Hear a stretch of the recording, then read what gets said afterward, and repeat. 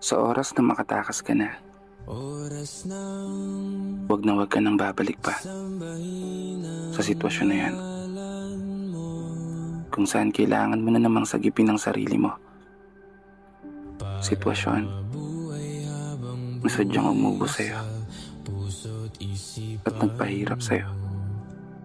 At sitwasyon na inakala mong papaboran ng mundo. Sino ba Kasi may mga pagkakataon ako sa buhay para natin mapansin mo? na aakalain mo na isang magandang tanawin ang nakikita ng mga mata. Mga dalangin Ngunit sa oras na ihakbang ang mga paa, sa'yo, sana'y ay isang malalim na bangin pala ang nag-aabang sa'yo. Dahilan para masaktan ka. Dahilan para maging malungkot ka. Dahilan para manghina ka. At unti-unting maglaho ang daladala mong sigla. Mapapatanong ka na lang talaga, sinong sasagip sa'yo?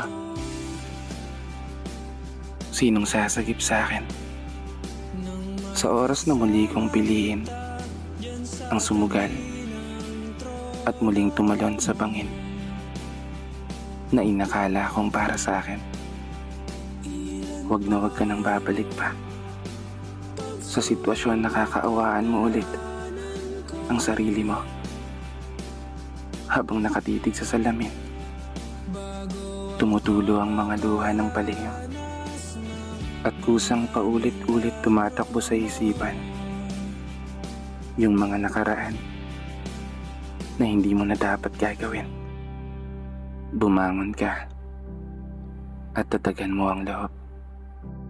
Muli kang tumayo na sa paghakbang ng mga paa, umusad ka palayo. Na sa tamang panahon, darating din yung para sa'yo. Ibibigay din yung para sa'yo. At kusang masisilayan ng mga mata yung napakagandang tanawin na pinapangarap mo.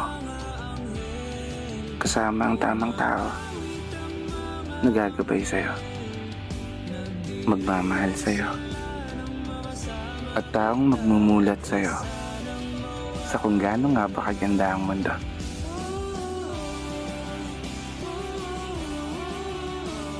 Dito na nagtatapos. Kaya isang pagpupugay para sa lahat ng mga tao na patuloy sumasabay sa hamon ng buhay. Ako nga po pala si Brother Matt at ito ang aking munting tula. Sana po nagustuhan nyo.